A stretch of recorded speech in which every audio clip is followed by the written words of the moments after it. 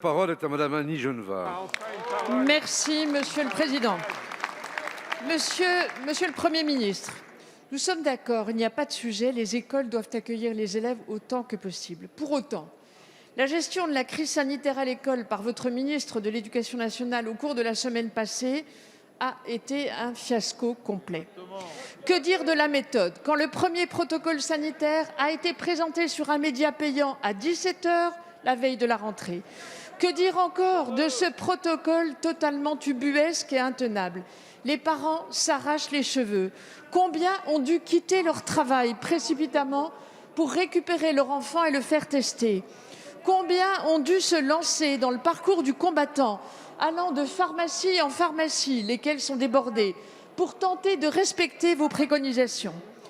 Les écoliers, mes chers collègues, sont traumatisés par ces tests répétés. Les conséquences scolaires et psychiques seront considérables. Que dire des multiples revirements de votre gouvernement? Depuis la rentrée, un premier protocole a été remplacé par un deuxième, puis par un troisième. Tout le monde est complètement perdu.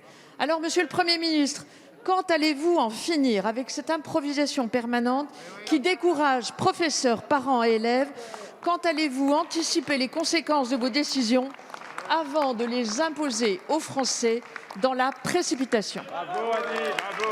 Merci. La parole est à Monsieur Jean-Michel Blanquer, ministre de l'Éducation nationale, de la jeunesse et des sports. Merci Monsieur le Président, Mesdames et Messieurs les députés, Madame la députée Annie Genevard. Jusqu'à aujourd'hui, j'avais le sentiment que vous étiez quelqu'un qui avait le sens des responsabilités.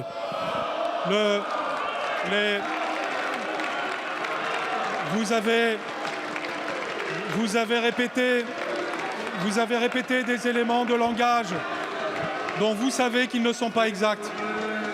Les cris ne changent rien, Mesdames et Messieurs les députés. Vous avez répété des éléments de langage dont vous savez qu'ils ne sont pas exacts. Par exemple, le protocole, vous savez très bien qu'il vient de la Haute Autorité de Santé publique et que nous avons transposé précisément pour avoir de la sécurité sanitaire ce que nous demandait le Haut Conseil de la Santé publique. De la même façon, le dimanche en question, nous avons diffusé sur Internet gratuitement l'ensemble des détails sur la foire aux questions. Donc, répéter des choses erronées ne grandit personne. Simplement parce que ce que vous avez envie, c'est de faire de la polémique à partir d'une situation qui est en effet une situation de crise. Et dans la situation de crise, on voit ceux qui ont le sens des responsabilités et ceux qui cherchent à les exploiter. Je vous remercie. Merci, Madame la députée. S'il vous plaît, un peu de silence. Monsieur le ministre de l'Éducation nationale, vous choisissez une posture politicienne alors que vous devriez nous proposer une réponse dans la clarté et l'humilité.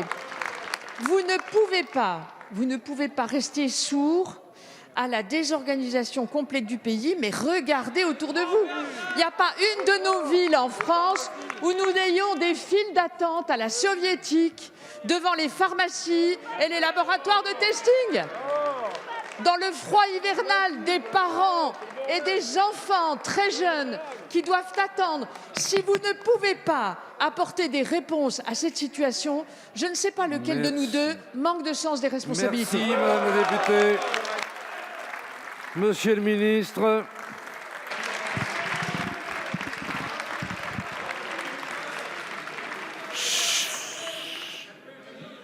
Et un peu de calme aussi. Madame la députée, sur chacun de ces sujets, ce qui est intéressant, c'est de savoir ce qu'il faudrait faire d'autre que ce qui a été fait. Par exemple, est-ce que vous auriez fermé les écoles la semaine dernière? La réponse, oui. Eh bien, les Français jugeront. Vous vouliez fermer les écoles, nous ne voulons pas fermer les écoles. Est-ce que vous considérez qu'il faut faire plus de tests? Il y a quelques semaines, monsieur le député Hetzel me demandait d'en faire beaucoup plus. C'est ce que nous faisons. Vous avez changé d'avis depuis? Est-ce que vous avez changé d'avis? Nous avons fait ce que vous réclamiez justement sur ce point.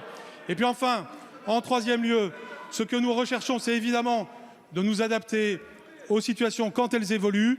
Nous avons justement entendu ce problème des files d'attente de la semaine dernière. Et c'est précisément pour cela que le Premier ministre a annoncé qu'il y aurait désormais 3 autotests. Et c'est évidemment un soulagement, notamment pour les familles, pour simplifier la vie quotidienne tout en allant à l'école et assurer la sécurité sanitaire.